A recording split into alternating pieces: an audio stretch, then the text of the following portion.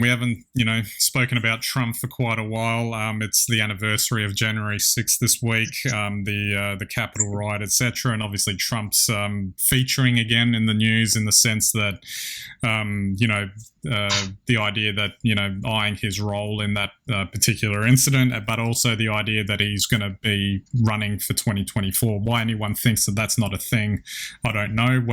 I'm pretty sure that, he's gonna run. And aside from the fact that, between Trump and the pandemic, I think it's monopolized our time in the last, 5 or 6 years or so. I just find it interesting that the US is in quite an interesting position these days, just perceptually. You ask yourself, is the media making it out to be like they're in a massive state of crisis? Are they in a state of crisis? How big is the Trump forces kind of thing?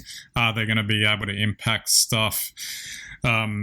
And I think it'll be an interesting couple of years in terms of where the US goes. Starting, I think we'll probably hit it by the end of the year in November when we get the results of the midterm elections and see where the country goes from there. Because if the Republicans take back the House, as is widely expected because of, political inertia that happens at those elections, it could be a very interesting couple of years. But having said that, the more that they keep saying, oh, this is going to happen, it doesn't. I think we've gotten to the point where it's a little hard to predict what's going on. The norms of what you would expect that's happened in the last 40 years of politics, particularly in the US, has kind of been thrown out the window, really.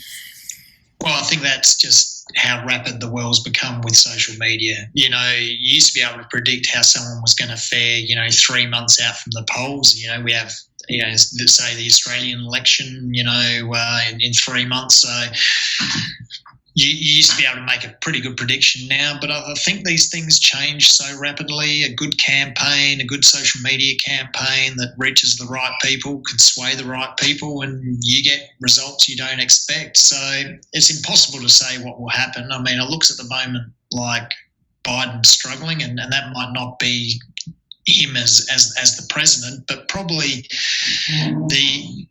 the last 10 years of political decision making within the US, and that includes everything from back to Obama, back to Trump's term, and now what Biden is trying to deal with, which is probably everything since the GFC. So not casting any sort of judgment on that, but he's got a lot on his plate, and it's not very smooth for him at the moment. So who knows where it'll go? I mean, when you've got that sort of, sort of uncertainty surrounding what will happen next in the US, I think that just makes it very difficult to predict anything. And even for Trump, he might be looking good now, but he could be like Biden in another 2 years.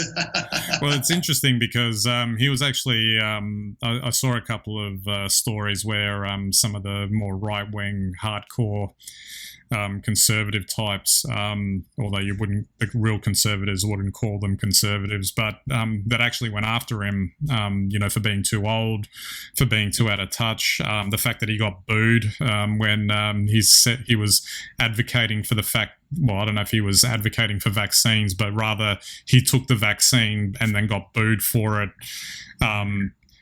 That I wonder if that'll be an interesting thing to see as well. I wonder if he created the monster kind of thing and then it's out of his control. Well, it's funny. I was watching Primary Colours the other night. It was on TV, and I thought about where politics has gone in the last 20 years or so. And you think about it. There's a photo opportunity or a social media opportunity, or let's just call it a media opportunity at every point now, not just for the positive side. All you need to do is have someone boo at the same time as somebody's trying to, do a positive media presentation for themselves, and suddenly you've got a negative media event. So who can predict what's going to happen next? It might not be the manipulation of the actual posts on social media, but it'll be the manipulation of the creation of the posts before they get to social media. Well, it's enough to do your head in, to be sure. It certainly is. And I think, as we say, the world's grappling with a number of problems, geopolitical, but also economic. And also, I think, obviously the pandemic and and trying to, fight climate change at the same time. So there's so much going on. Who knows what will actually have the most impact moving forward and how that will shape our world in the future.